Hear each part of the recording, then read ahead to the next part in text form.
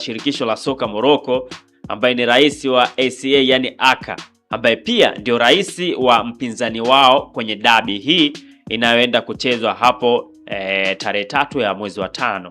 Simba imekwenda mbali kuandika barua hiyo kwa kusubiri majibu sahihi kabla ya kuchukua hatua za juu zaidi bila ya kutishiwa na yoyote yule, hasa ukizingatia kauli ya waziri wa michezo kwa maana Paul Makonda, kile ambacho alikizungumza kuhusiana na waamuzi wetu wa Tanzania kutokuwa na weledi na badala yake mwamuzi kutoka Kenya amesifiwa. Sasa ili andiko ukiangalia unaweza kuona ni mawazo ambayo yameandikwa kwa akili kubwa sana, lakini hakuna official statement kutoka Simba, kwa maana hakuna ile taarifa kwa umma kutoka Simba. Lakini ukiangalia ili andiko kuna hoja 3 kama si 4 ambazo wao wanazizungumza. Kwenye paragrafu ya kwanza inasema kwamba Simba wameweka sababu nyingi kutokana na hawana imani, yani taifa la Morocco na Tanzania, kwa maana tunakumbuka AFCON, wao ndo ambao walitutoa tukiamini ya kwamba Tanzania ilinyongwa kutokana na walistahili kupewa penalty, kwa maana faulu ambao alichezewa Idi Suleiman Nado. Kwa hiyo ile andiko kwamba linaeleza kwamba kama wale tufanyia vile, kwa nini sisi tuna favor na kuwakumbatia kuwaleta kwetu kuja kuwa kama waamuzi? Tulitakiwa sisi pia kuonyesha kwamba hatupo pamoja nao. Hii ndio paragrafu ya kwanza imeelezea zaidi hivyo, lakini pia imefika mbali na kuona kwamba wao wenyewe Simba licha ya Tanzania, lakini Simba pia na wao wameguswa na nchi ya Morocco kutokana na figisu ambazo zilifanyika kwenye finali ya CAF Confederation Cup. Hiyo ni paragrafu ya kwanza. Lakini paragrafu ya pili imezungumza ukaribu wa huyu makamu wa rais na rais wa ACA ama rais wa Young Africans, kwa maana Engineer Hersi Said, kwa maana hawana imani katika hilo. Lakini paragrafu ya mwisho imegusa zaidi kile ambacho alikizungumza mheshimiwa Paul Makonda kutokana na waamuzi. Kwa hiyo andiko lipo hivyo na topiki ni hizo 3. Tamko liko hivyo na mada ni hizo 3. Yep. Sasa hili ni jambo la kulikemea, Yusufu Katalambola, ni jambo la kulikemea ama kwako limekaaje haswa? Kwangu mimi nafikiri ni jambo la kulikemea, kwa sababu watu wamekuwa wakiandika huko mitandaoni kitu ambacho pia Simba wao pia wanatakiwa kutoka hadharani kupinga vitu kama hivi, kwa sababu sasa hivi kila mtu amekuwa mwanahabari. Yani sasa hivi watu wamekuwa wanazusha tu vitu ambavyo havina msingi wala havina maana. Na mbaya zaidi watu wamekuwa na nguvu sana mitandaoni, wamekuwa na nguvu kubwa sana. Kwa kila ambacho wao wanakiandika basi watu wamekuwa wakiwaamini. Kwa hiyo kwangu mimi naamini ni haki kukemea vitu kama hivi na visiwe vinaendelea, kwa sababu vimekuwa vikileta taharuki sana kwenye mpira wa miguu. Kwa hiyo ni wakati sasa wa mashabiki wa Simba na Young Africans, ni wakati sasa wa mashabiki wa Simba na Young Africans kuamini zaidi vyanzo rasmi ambavyo vipo, kwa maana taarifa rasmi kutoka kwa klabu, kuna hizi Simba app, kuna Yanga app, lakini pia kuna mitandao yao ya kijamii, lakini pia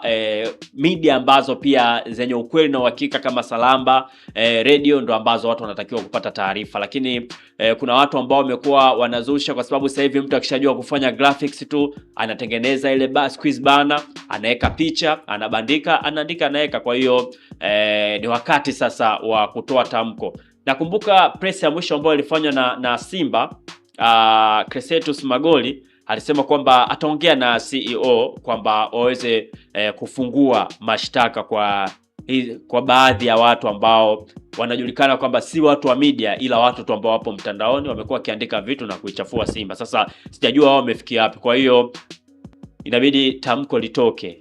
Hiki si kitu kizuri ambacho kinaweza kikaleta taharuki, kwa sababu kila mtu ana mapokeo yake. Kuna mtu mwingine anaweza akapokea tofauti, akaanza kushout kusema kwamba klabu inaandikaje vitu kama hivi pasipo kufika mbali.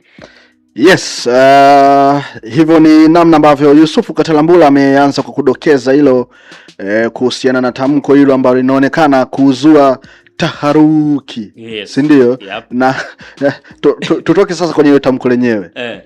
Kwa wewe unavyoona Simba anaweza kufanya hivyo? Kwa mimi ninavyoona kiprofessional. Usikute Simba naye ni kama nakwambiaje, kiprofessional Simba hawezi kufanya hivyo. Ila huyu ambaye ameandika kwanza unaona ameandika kwa mioyo ya viongozi. Huyu anaandika unawezekana kaipo ndani. Huyo tamko tuseme halijawa rasmi. Yes, halijawa rasmi. Lakini ni tamko mimi hata Simba wenyewe analijua. Yani yule ambaye anaambiwa post inawezekana ameambiwa lisambae, lakini sio ionekane kama kuna mtu mwingine, sisi hatuhusiki. Lakini unajua sasa kama ikishakuwa hivyo manake ni kwamba watu wanaanza kukatch attention, si ndio? Inawezekana hii kama liwapo lisemwalo lipo, lakini inawezekana sio rasmi. Lakini hata vitu ambavyo vimewekwa pale vitu vizito ambavyo pia ukifika ndani zaidi unaweza ukajikuta mkamtaka Mkenya yule afu angalia msumali wa mwisho aliogongelea. Yaani Simba wao ndo walikuwa hawataki marefa kutoka ndani, alafu mwisho wanaattach na ile kauli ya Mheshimiwa Waziri Makonda kwamba tukirejelea kauli ya Makonda ni wakati sasa wa kuamini waamuzi wetu. Hivi Kanjanja kweli, Kanjanja anaweza akarejelea paka tamko la waziri?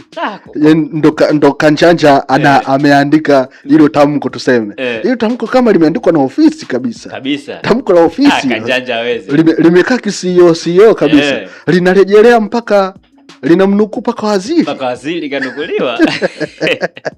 Kuna namna. Anaweka tarehe. Tarehe. Kabisa zile paragraph wamezipanga vizuri. Alafu zile header pia zile anuani zile. Kwamba imetoka hapa imeenda hapa. Yaani imetoka Simba. Alafu graphic ukiangalia graphic yenyewe ya kubumba bumba hiyo. Yenyewe. Yaani huyo mtu kama sio journalism basi amesomea PR. Sio kanjanja. Sio kanjanja. Na hata AI hawezi akafanya hivyo. Na hizo sababu kwanza AI inakosea. Chapia sana. Na afu AI isingeweza copy and paste graphic kama ilivyo. Ingejiongeza yenyewe. Sasa kwa tunakubaliana kwamba ofisi haijahusika, ila watu ambao pengine wanatoka kwenye ofisi inawezekana ofisi haijatoa rasmi. Kwamba ofisi ya CEO au ofisi ya habari na mawasiliano haijatoa rasmi, lakini watu ama mtu ambaye yuko ndani ya hizo ofisi ndio inawezekana maelekezo. Kaliandika vizuri alafu lipeleke kwanza. Tuone itakuwaje. Hii sambaza kwenye magrupu. Inatembea kwenye magrupu, imeondoka. Watu mbona graphic ya club kabisa, mbona Simba kabisa, taarifa kwa umma. Hivi umeiona ile ya kocha Pedro Gonçalves kufukuzwa? Yaani yule wamemfukuzisha kabisa. Yaani ile hata nadhani mwenyewe kocha anaona anashtuka. Yaani anaona, yaani inawezekana sasa hivi anafanya kazi lakini anajiona kama muda wote hivi kweli nipo kazini au mbona kama walishanifuta. Mbona muda wote kwenye page yangu ana refresh. Mbona huko haipo? Inawezekana graphic yenyewe lakini mbona hajatumia page rasmi? Kwa sababu yenyewe yaani ile kama unaichukua kama ndo Yanga anataka kuachana na Pedro Gonçalves, yaani unaichukua kama ilivyo na posti. sio kuposti, admin wa Yanga aichukue kama ilivyo. Si inawezekana hajatengeneza yeye. Lakini sasa ndio imefika muda sasa. Aichukue kama ilivyo. Aweke tu. Jamani ndio ile. Sasa rasmi. Sasa rasmi. Wasiandike taarifa kwa umma. Huwa muda mwingine wanaandika umma. Wanakoseaga. Sasa hivi waweke tu jamani, hii ndo ile. Hii ndo ile. Watu watajiongeza tu. Okay. Kwa mitaa tayari ilishatambua hayumo. Ila ofisi imechelewa kutoa tamko. Sawa. Sasa bwana, wakati tunaliangazia kuna jambo limeibuka. Tatu liangalia hili issue ya tiketi. Tiketi zinaonekana kama ghali sana. Gharama. Watu wanataka kupasuka Zanzibar. Gharama. Budget. Ghali sana. Tamka ghali. Lazima uwe na la ghali. Kuna ain na ghain. Wewe umepita. Yaani wewe umepita kwenye zile njia. Sawa. Vitu vyako. Kwa hiyo hapo tunatumia ipi? Kwenye ghali. Sasa kuna ghali, tiketi zimekuwa ghali, alafu gharama. Hapa kuna ra. Kwenye ghali amna r. Kuna l. Kwa hiyo tiketi za mechi ya Simba akikaribisha Young Africans kuna kodimba la Meja Jenerali Samuel zinaonekana kuwa ghali, huku gharama zake zikionekana kwa kubwa. Zimetamkwa rasmi na zimeonekana Taflan. Hakuna kiingilio cha 5,000. Hakuna. Wa chini kabisa umefunga safari yako paka Mbweni. 15,000. Ongeza na 2,000. Hiyo 2,000 ni ya nini tena Katalambula? Ya kunywa maji au kupata vile visambusa pale nje? Hapo hujanywa maji ujala. 2,000 ya kadi. Kuna mfumo mpya wa kuingia. Inabidi ununue kadi kwanza. Kwa uwe na 17,000. Ndo uingie utazame nani anavonyonyolewa. Nani ananyonyolewa. Kwa hiyo hapo mtu ukamwone mwandishi wa tamko. Sasa okay. Alafu huyo unajua hii ndio mechi ambayo atakayenyonyolewa hapo atakuwa amenyonyolewa kwa gharama sana. Na atakayenyoa hapo atakuwa amenyonyoa kwa gharama sana. Bei ya maana. Tunawekaje hapo Katalambona? Ni sawa? Sawa. Watu wanapasuliwa Katalambula. Uchumi huu, mafuta ndo hivyo tena, nauli ndo hivyo tena, bado tena watu tena tiketi nazo ndo hivyo tena. Kwani tunakomoana? Mkiamua kuweka uwanja mdogo haimaanishi sasa muende mkawanyonge watu, yani mkawakamue kwamba kiingilio cha kawaida kinakuwa tu 5,000. Sasa mtu mnaenda mnamkamua, yani alipe viingilio vya watu 3. Kwa sababu 15,000 hiyo manake mtu mmoja kulipa 15,000 manake kwa kawaida amelipa kiingilio cha watu 3. Si ndio? Ndio. Mahesabu makubwa ya kibiashara sana. Timu imefanya, si ndio? Kwa maana uwanja kama unabeba watu 10,000 kwa mujibu wao. Watu 10,000 wakitoa 5,500. Si ndio? Ndio. Tuseme watu 10,000 watoe 5,500. Of course sio wote kwa sababu cities zipo tofauti. Tuseme city 9,500 tuseme. Tuweke labda za madaraja mengine kama tutenge pembeni city 5,000, city 500. Zibaki city 9,000 kwa maana VIP na au zinaweza zifike huko. Hiyo idadi ya 500. 500 zinafika. Okay. Sawa. Tufanye viti 9,500. So wamesema kwamba watu 5,000, watu 10,000, si ndio? Sisi tuchukue viti 9,500. Alafu tufanye kila mtu amelipa 15,000. Maana yake hizo ni milioni. Milioni. Ngapi? Hapo ni milioni 47,500,000. Hujamsajili Chobwedo hapo bwana. Chobwedo gharama Sawa. Sasa hiyo ni kama idadi ya watu 10,000 kawaida. Hapo tumezungumzia wale wa mzunguko tu ambao watatoa 5,500, si ndio? Lakini watu 300 hapo, ule uwanja ni kama wataujaza mara 3 sasa. Kwamba watakaa watu 5,500 mara ya kwanza, 5,500 mara ya pili, 5,500 mara ya tatu, kwa maana si watatoa 15,000, si ndio? Sasa tuweke 15,000. Manake hapo milioni 140, milioni 140 na kitano. Chobwedo umempata hapo. Huyo mzunguko tu, huo mzunguko milioni 140. Hiyo uwanja wa Meja Jenerali Samuel, watu 300 nalipa 30,000 alafu 200 50,000. I say of course mahesabu makali, ila wananchi wamekabwa kwenye nauli mbali kipande na nauli unajua ishapanda rasmi. Wamekabwa kwenye nini? Kula. Alafu kuna gharama za kimaisha tu, yani ile si unajua ni kupanda kwa mafuta, maanake kuna vitu vingine hao vinapanda, si ndio? Ndio. Alafu hapo mtu unatakiwa tafuta 15,000. Na jeuri ya viongozi ilivyo ni kwamba watu wakikomplaini watafanywa kama ni watu wa Yanga ndo wanakomplaini kwamba wenye Simba yao wanaweza, wanamudu, si ndio? Watu wakikomplaini tu italetwa hiyo kwamba na komplaini Yanga. Nategemea 70% ya mashabiki watakuwa Simba.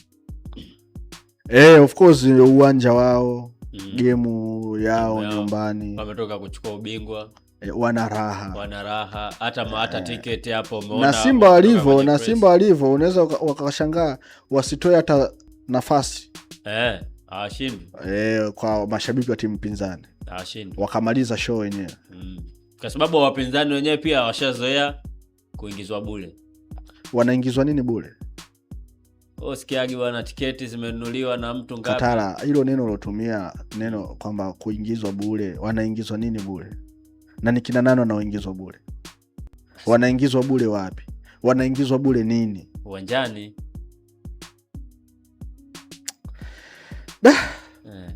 Yusufu Katalambula, kwako imekaaje hili? Ni sawa ama unaliweka vipi hasa? Kila kitu kina faida na kina hasara zake, na hakuna kitu ambacho kinaweza kikawaumiza wote ama kikawafurahisha wote. Hakuna, kwa sababu wakati sisi tunajadili na kuwahurumia hawa watu ambao wanaenda huko, kumbuka kuna watu biashara yao ni vibanda umiza. Hapo ndo wanafurahi kweli, wanasema yes, mie sasa najua mtajaa sana huko. Kwa hiyo wao wamefurahi. Kwangu mimi Simba naona wametumia akili kubwa, ingawaje pia na wao walipiga kelele dhidi ya Azam FC, ilikuwa hivi lakini pengine labda zile kelele ambazo wao walipiga na alivyoenda kushuhudia kwa nini Azam alifanya vile, naamini kuna elimu ambayo wameipata. Yes, uwanja wetu ni mdogo, lakini inabidi tupate mapato makubwa. Tunapataje hayo mapato? Na ukiangalia pia hawa mashabiki sijui kama kauli itakuwa mbaya, lakini wanauchizi, yani wanauchizi na timu zao, kwa maana ni kitu cha kawaida sana wao ambacho wao wanakiona.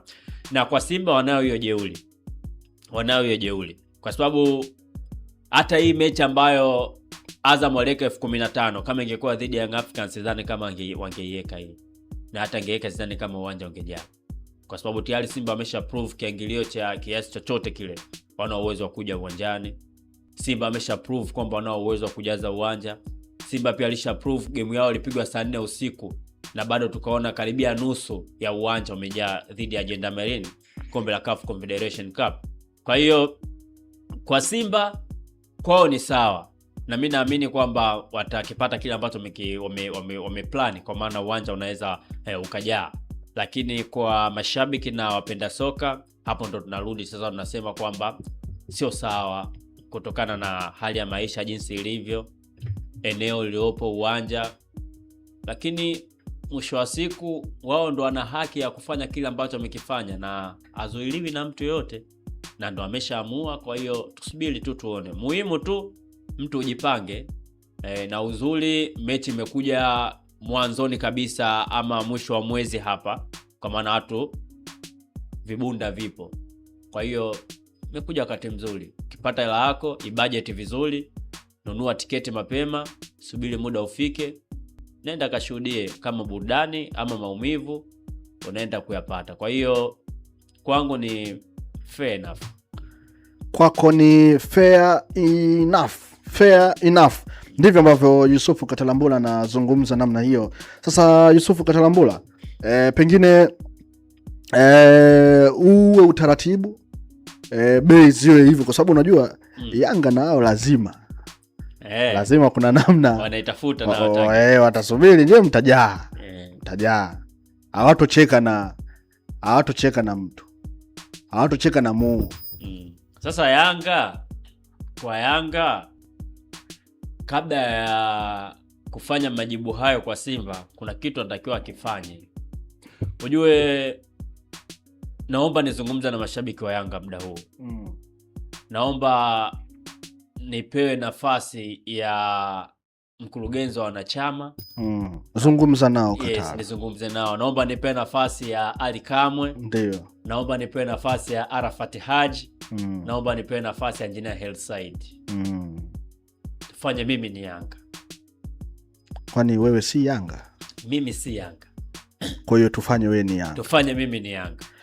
Okay. Kwa kuwa wewe si Yanga, basi tayari inawezekana tunafahamu wewe ni wa wapi haswa. Sahihi kabisa. Sasa tufanye wewe Yanga sasa. Tufanye mimi Yanga. Una lipi la kueleza? Mimi nilikuwa Tabora, lakini timu yetu imeuzwa. Kwa sasa hivi sina timu. Tunasubiri tuone lini tutapanda tena daraja kwetu Tabora. Sasa si jitu la mapato. Sasa kina Chobwedo. Wachezaji wale. Basi tuingie tu Chobwedo. Afu eti Chobwedo mdogo wangu. Chobwedo ni mdogo kwangu. Inchi. Chobwedo ni mdogo kwangu. Nimemzidi miaka hii. Au Inchi kuna muda watu wanatukomoa watu, yani kwamba bwana wewe waambie miaka 19. Potelea hapo. Hivi Selemali miaka 20?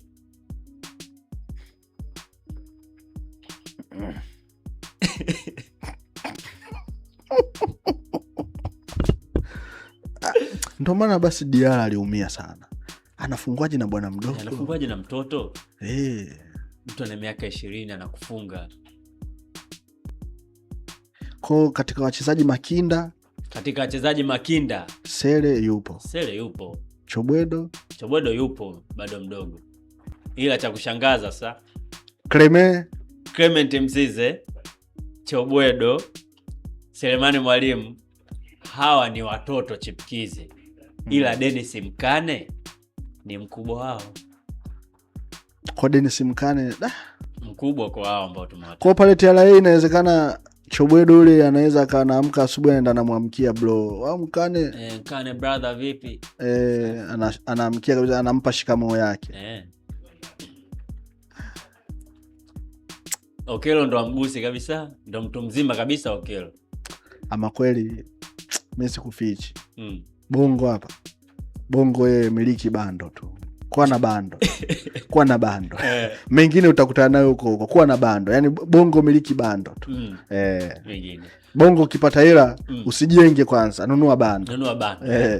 Bando linaweza hata likakufanya ukajenga. Sasa tupe sasa.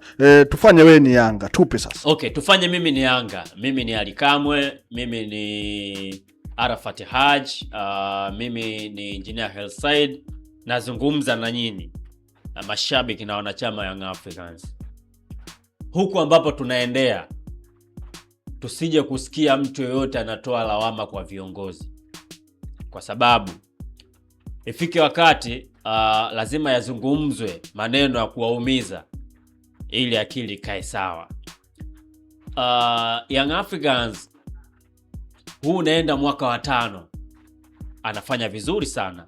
makombe yote ya ndani anachukua, lakini pia anayo medali ya kombe la CAF Confederation Cup. Huyu Young Africans anaye mchezaji ambaye wao ndo wamemzalisha ama wao ndo wamempa ukubwa, kwa hivi sasa anaenda kushiriki kombe la dunia, lakini pia amewahi kuwa mchezaji bora wa ndani, kwa maana tunamzungumza Fiston Kalala Mayele.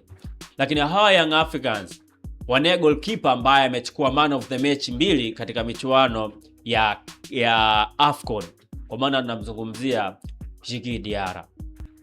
Lakini pia hawa Young Africans wanaye mchezaji ambaye amewahi kuita katika kikosi cha Cote d'Ivoire, kwa maana Ivory Coast, na alikuwa mchezaji pekee ambaye anatoka katika ardhi ya Afrika. Wengi walikuwa wanatoka huko Ufaransa, England na kadhalika.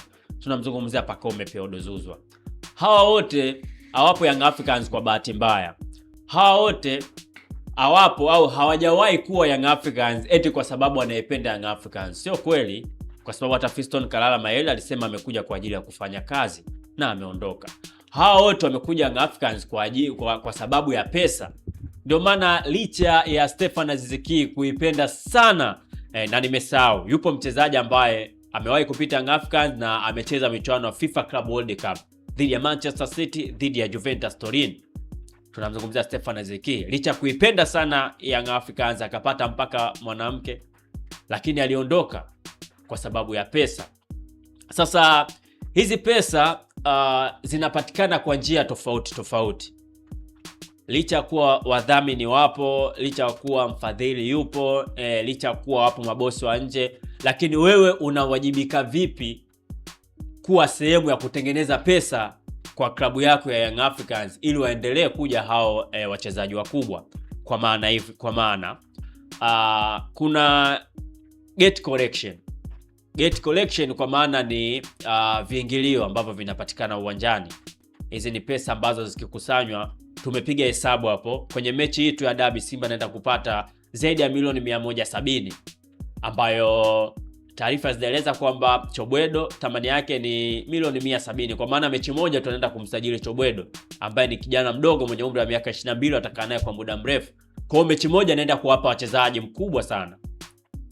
Hiyo tunazungumzia gate collection na faida zake. Kwa hiyo wewe kama shabiki wa Young Africans unayo haki na nafasi ya kuichangia timu yako, kwa maana ukienda unapata burudani ya kuiangalia timu yako, lakini unaichangia timu yako. Dimba la Benjamin Mkapa likijaa unapata zaidi ya milioni 400, ambao unaweza kaingia ukapata wachezaji wawili ambao wakawa wazuri wakaja kuongeza kitu katika kikosi. Kwa hiyo kiingilio 5,000, 3,000, 10,000 unamudu na unaweza kwenda kutoa kuja kuiangalia timu yako. Usisubiri fulani aje anunue tiketi aanze kuweka sijui fulani apewe, unachelewa. Haipo hivyo. Kule wenzetu barani Ulaya mtu ananunua tiketi za msimu mzima. Fikiria kuna mechi 30, labda kila mechi imepigwa hesabu kiingilio ni 5,000 mara 30, mkiwa watu 100,000 tu, kiasi gani cha pesa ambacho klabu wameingiza. Ndio maana wenzetu wanafika mbali.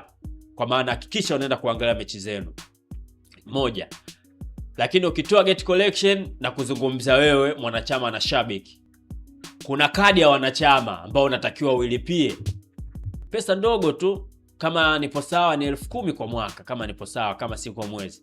Ni pesa ambayo pia unaweza ukamudu kama kwa akili zako timamu ukaenda ukajisajili katika tawi, kwa sababu unaweza kumudu na upo tayari kufuata sheria na kila kitu. Kwa maana 10,000 kwa mwaka ni pesa ndogo ambayo hata ukisema shilingi 50 sijui 100 kwa kila siku inafika kabla hata mwaka kuisha. Kwa hiyo lipia kadi yako ya wanachama. Lakini jezi pia tunajua kuna asilimia ambazo Young Africans wanazipata kwenye mauzo ya jezi, licha kwa jezi zinatengenezwa na GSM. Nunua jezi kwa msimu siku 365 ama 66 ama 64, unao uwezo wa kujiwekea pesa ukanunua jezi. Kwa hiyo hivi ni vitu vitatu ambavyo wewe una wajibu na kuwajibika kwenda kuvifanya wewe mwenyewe. Utapiga hesabu, kuna 35,000, kuna 10,000 hapo ukiongezea kwa maana kadi ya wanachama pamoja na jezi kama 45 hivi, alafu kuna hizi 5,000 ambazo ukiwa unapata muda unaenda kuiangalia timu yako. Kwa hiyo Simba amewaacha mbali sana kwenye hilo. Simba tunasubiri na wao tuone kadi ya wanachama wakishapata, tuone na wao watakuwaje. Lakini kwenye swala la kuingia uwanjani, Young Africans imekuwa nyuma sana, mnaiangusha sana club. Leo hii Young Africans wanaweza nao akasema tuwalipizie Simba, lakini wakiweka kwa kiingilio kikubwa watajikuta wanajaa wale Simba, alafu nyinyi hamjai, kwa sababu hamjawahi kutuaminisha kwamba hivyo mnaweza. Asilimia kubwa ya mechi ambazo nyinyi mmejaa ni zile mechi ambazo tunasikia tajiri fulani amenunua tiketi 200, tiketi 50, tiketi 100, na sisi wanahabari tukienda pale tunaonaga watu ambao wanakuwa wanahangaika huku na huku kuhakikisha anapata tiketi ya bure ili kuweza kuingia. Kwa hiyo ili kuwapa haki na nafasi ya viongozi wenu kufanya kile ambacho nyinyi mnatamani, kwa sababu mnaweza mkakaa tu kwenye mitandao ya kijamii na sisi tufanye hivi na sisi tufanye hivi, mtaweza?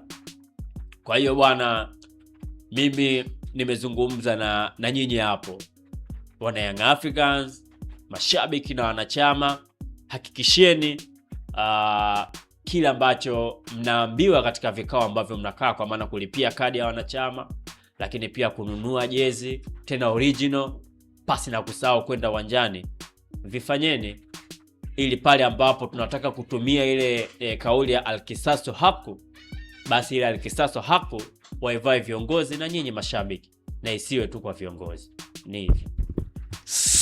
Sawa, ni maneno ya Yusufu Katarambula hayo, na ni mpongeze kwa namna ambavyo ameweza kuchukua nafasi ambazo ameziomba, nafasi ya usemaji, nafasi ya mkurugenzi wa wanachama, vice na rais wa klabu pia. Na kwa kuzungumza hayo ambayo ameyazungumza, tumefika tamati wa kipindi chetu. Tumekuwa na muda mwingi uliotosheleza kabisa wewe kupata nondo. Tumezungumzia mambo tofauti. Basi kwa hivi sasa tuweze kupata nukta kidogo, tutarejea tena kukupatia habari zinazohusu michezo na burudani. Usitoke kupitia Salamba TV, tunaendelea kukuletea vipindi tofauti ambavyo vinalenga kukuhabarisha, kukuelimisha na kukupatia mwanga wa kile ambacho tunakuletea mbele yako. Basi mimi naitwa Diego Mashuhuri. Asante sana Yusufu Katarambula kwa kuweza kushiriki kile ambacho tumekishiriki hapa pamoja. Mpaka wakati mwingine, endelea kusalia nasi. Shukran.